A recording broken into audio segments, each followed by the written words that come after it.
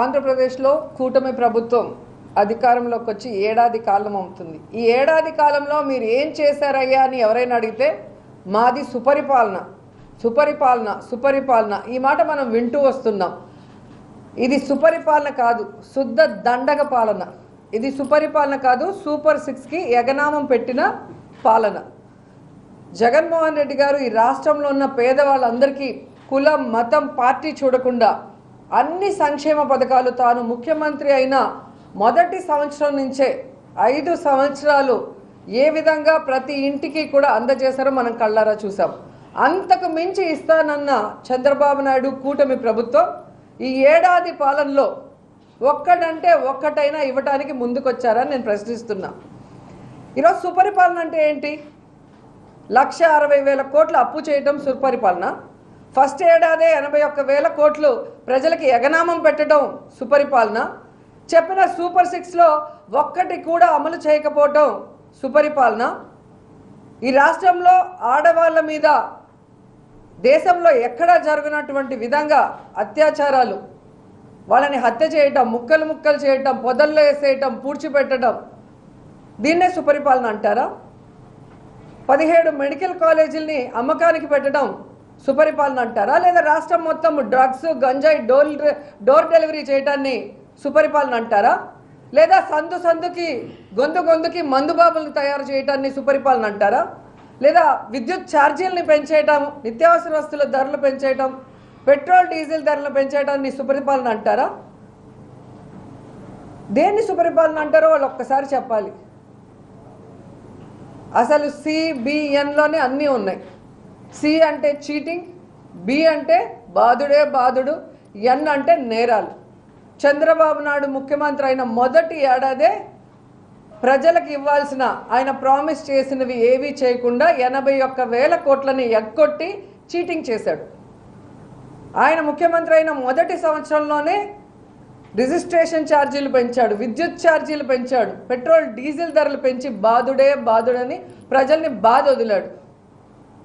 చంద్రబాబు నాయుడు ముఖ్యమంత్రి అయిన మొదటి సంవత్సరంలోనే IAS ఆఫీసర్లని లేదు, IPS ఆఫీసర్లని లేదు, వైఎస్ఆర్సీపీ నాయకులని లేదు, ఎవరి మీద పడితే వాళ్ళ మీద తప్పుడు కేసులు పెట్టి కనీసం తప్పు చేశారా లేదా అనే వెరిఫికేషన్ కూడా లేకుండా రిమాండ్లకు పంపించి, రిమాండ్లకు పంపిన తర్వాత కూడా కేసుల మీద కేసులు పెడుతూ ఒక తప్పుడు రాజకీయానికి ఎలా తెరలేపి నేరాలు చేస్తున్నారో మనం అందరం కూడా చూస్తున్నాం.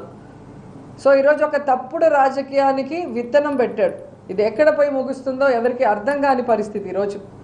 ఎందుకంటే ప్రభుత్వంలో రావటం కోసం గత ప్రభుత్వం కన్నా బెటర్గా నేను సంక్షేమం చేస్తాను, అభివృద్ధి చేస్తాను అని చెప్పి ఈరోజు అవన్నీ గాలికి వదిలేసి ఈ విధంగా అధికార పార్టీనేమో లేకుండా చేయాలన్న ప్రయత్నం, ప్రజల్ని భయభ్రాంతులకి గురి చేస్తూ రెడ్ బుక్ రాజ్యాంగం అంటూ తామిచ్చిన ఎల్లో బుక్ మేనిఫెస్టోని పక్కన పెట్టడం అనేది కరెక్ట్ కాదు. ఈ సంవత్సర కాలంలో మీరు చూడండి, ఏది చేయకుండా మళ్ళీ సిగ్గు లేకుండా కళ్ళార్పకుండా ఎంత బాగా అబద్ధం అంటే సూపర్ 6 మేము చేసేసాం అని ఒక ముఖ్యమంత్రి నిస్సిగ్గుగా అబద్ధం చెప్తుంటే ప్రజలు ఆశ్చర్యపోతున్నారు. మళ్ళీ మాట్లాడతారు, ఎవరైనా సూపర్ 6 గురించి మాట్లాడితే వాళ్ళకి నాలుక మందం అంట. మీరు ప్రజలకు ఇస్తామన్నవి ఇవ్వకుండా నాలుక మడత పెట్టినట్టు ఇవన్నీ మడత పెట్టేసి అడిగినవాడికి నాలుక మందం అంటే ప్రజలు ఏమన్నా పిచ్చోళ్ళు అనుకుంటున్నారా? చంద్రబాబు నాయుడు గారు, లోకేష్ గారు, పవన్ కళ్యాణ్ గారు అని ప్రశ్నిస్తున్నా. మొన్న వెన్నుపోటు దినంలో ప్రజలందరూ కూడా స్వచ్ఛందంగా ప్రతి నియోజకవర్గంలో కూడా బయటకు వచ్చి ఈ ప్రభుత్వం మీద ఎంత వ్యతిరేకత ఉందో చూపించగానే ఈ కూటమి ప్రభుత్వానికి కూసాలు కదిలే. నిన్న పొదలిలో జగనన్న ప్రోగ్రాంకి రైతులకి మద్దతుగా వెళ్తే అక్కడ వచ్చిన జన సముద్రం అని చెప్పచ్చు. కిలోమీటర్లు జనం పరిగెడుతూనే ఉన్నారు. ఇది డబ్బు ఇస్తే వచ్చేది కాదు, గుండెల్లో ప్రేమ అభిమానం ఉంటే వచ్చేది. ఆ జనాన్ని చూసి ఏం చేయాలో అర్థం కాక పిచ్చెక్కి అప్పటికప్పుడు అమ్మఒడిని అనౌన్స్ చేస్తారు. సంవత్సర కాలంలో అనౌన్స్ చేయండి. ఇదే లోకేష్ని నేను సూటిగా ప్రశ్నిస్తున్నాను. ఆ రోజు జగనన్న అమ్మఒడి ఇచ్చేటప్పుడు అమ్మకు ఒడి నాన్నకు బుడ్డి అని ఎగతాళి చేసావే, మరి ఈరోజు ఎలా వాటిని ఇవ్వగలుగుతున్నావు? అమ్మఒడి సృష్టికర్త జగన్మోహన్ రెడ్డి గారు. ఎన్ని సంవత్సరాలైనా చరిత్రలో జగనన్న నిలిచిపోతాడు అమ్మఒడికి.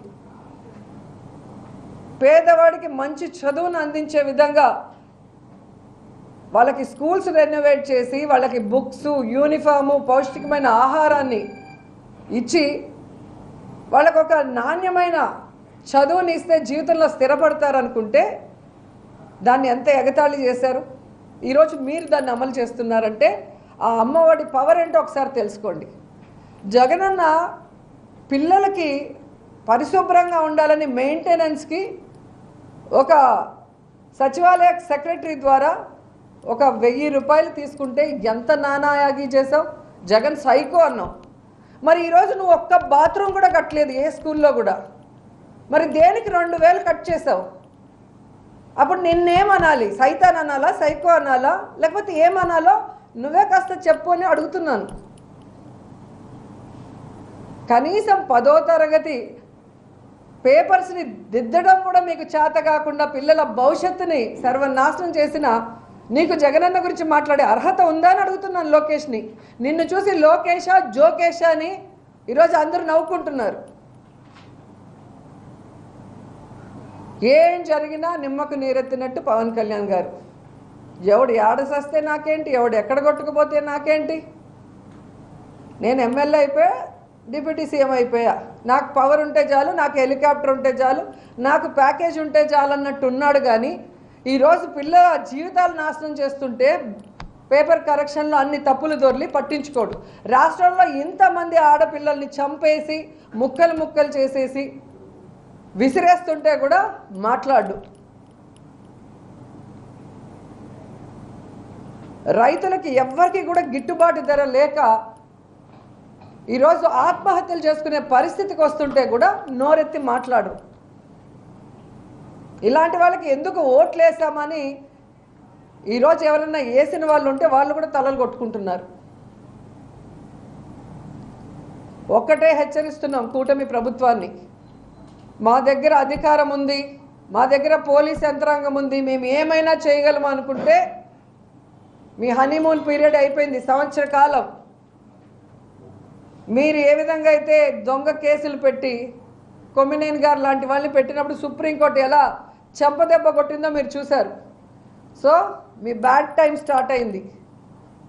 ఇక మీదట మీరు దొంగ కేసులు పెట్టాలి, లేదా ప్రజలకు ఇచ్చిన హామీల్ని ఎగరగొట్టడానికి పోలీసుని ఉపయోగించి బెదిరించాలి అంటే ఎవరు బెదిరే పరిస్థితి లేదు. కౌంట్ డౌన్ స్టార్ట్ అయింది. ఇప్పటికైనా మీరు మీ పందా మార్చుకోండి. రెడ్ బుక్ రాజ్యాంగాన్ని పక్కన పెట్టండి. మీరు ఇచ్చిన ఎల్లో బుక్ మేనిఫెస్టోని అమలు చేయడానికి ప్రయత్నించండి. లేకపోతే వైఎస్ఆర్సీపీ ప్రజల పక్షాన నిలబడి ఎంత దూరమైన పోరాటానికి సిద్ధంగా ఉందని హెచ్చరిస్తున్నాం. చంద్రబాబు నాయుడు చిత్తూరు జిల్లాలో పుట్టినందుకు చిత్తూరు జిల్లా వాసులందరూ సిగ్గుపడి తలదించుకుంటున్నారు. జగన్మోహన్ రెడ్డి గారు రైతుల్ని రాజులాగా చూసుకున్నారు, తన తండ్రి వైఎస్ఆర్ గారు లాగే. రైతు బాగుంటే రాష్ట్రం బాగుంటుంది, దేశం బాగుంటుందని నమ్మారు. కాబట్టే రైతు అడిగింది అడగంది రెండూ చేశారు తండ్రి కొడుకులు. కానీ ఈరోజు రైతుల పరిస్థితి మళ్ళీ ఆత్మహత్యల వైపుకు వెళ్ళటం అనేది మనం గమనిస్తున్నాం. జగనన్న ఉన్నప్పుడు 40-50 రూపాయలు పోయిన కిలో ఇప్పుడు 4 రూపాయలు 5 రూపాయలు కూడా పోలేదంట. నిన్నెవరో చెప్పి బాధపడుతున్నారు.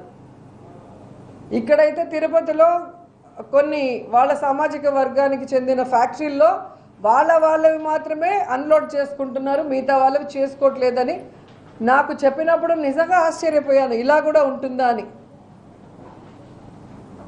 ఇదే విధంగా మనం కనుక చేసుంటే ఈ రాష్ట్రంలో ఓన్లీ వైఎస్ఆర్సీపీ వాళ్ళకి మాత్రమే సంక్షేమ పథకాలు, ఓన్లీ వైఎస్ఆర్సీపీ వాళ్ళకే ఏదైనా చేసుండి వీళ్ళలాగా తప్పుడు కేసులు పెడితే వీళ్ళు రాష్ట్రంలో బతికుండే వాళ్ళని నేను ప్రశ్నిస్తున్నా. రైతుల్లో కూడా క్యాస్ట్ చూసి, కులం చూసి, పార్టీ చూసి వాళ్ళను కూడా మోసం చేయడం అనేది దిగజారుడు రాజకీయం తప్ప మరొకటి కాదు. సనాతన యోధుడు ఎక్కడున్నాడో అర్థం కావట్లేదు. కుంభమేళాలో పోయి మునిగి తిరుపతిలో వచ్చి ఒక మీటింగ్ పెట్టి ఊగిపోయి మాట్లాడాడు. కానీ ఈరోజు తిరుపతిలో వారాహి అమ్మవారు చాలా పవర్ఫుల్. అంత ధైర్యం వాళ్ళకి ఎక్కడి నుంచి వచ్చిందో ఆ టెంపుల్ని నేలమట్టం చేయటం. ఆ తర్వాత దామినేడ్లో ప్రజలే తరిమి తరిమి కొట్టారు. సో ఇట్లా దేవాలయాలను సైతం నేలమట్టం చేసి ఆ ల్యాండ్స్ని కబ్జా చేయాలనుకునే దౌర్భాగ్య స్థితికి వీళ్ళు దిగజారుతున్నారు అంటే అసలు పరిపాలన గాడి తప్పిన మాట వాస్తవం కాదా అని అడుగుతున్నా. ఇక్కడ ఎవరికైనా చంద్రబాబు నాయుడు చూస్తే భయం ఉందా? పోలీసులు చూస్తే భయం ఉందా? ఏమీ లేదు. విచ్చలవిడిగా దోచుకోవటం, అవినీతి చేయటం, అక్రమ కేసులు పెట్టడం, అరాచకాలు సృష్టించడం, ఇది తప్ప ఈ రాష్ట్రంలో ఏమీ లేకుండా చేస్తున్నారు, సర్వనాశనం చేస్తున్నారు. అందుకే వైఎస్ఆర్ కాంగ్రెస్ పార్టీ ఈ రాష్ట్రాన్ని కాపాడటానికి సేవ్ ఏపీ, అలాగే ఆంధ్ర రాష్ట్ర ప్రజల్ని కాపాడుకోవటానికే ఈరోజు కంకణం కట్టుకొని రాష్ట్ర వ్యాప్తంగా మొన్న వెన్నుపోటు దినోత్సవాన్ని నిర్వహించాం. ఈ ప్రభుత్వం చేసిన ప్రజా వ్యతిరేక విధానాల్ని బయటకు తీసుకొచ్చాం. ప్రజలు స్వచ్ఛందంగా ఎలా బయటకు వచ్చారో మీరు చూశారు. రాబోయే కాలంలో ఈ కూటమి ప్రభుత్వం కూసాలు కదిలే విధంగా వాళ్ళ అవినీతిని ఎండగడుతూ ప్రజలకు ఇచ్చిన హామీలు నెరవేర్చే విధంగా వాళ్ళందరినీ కూడా మెడలు వంచుతాం.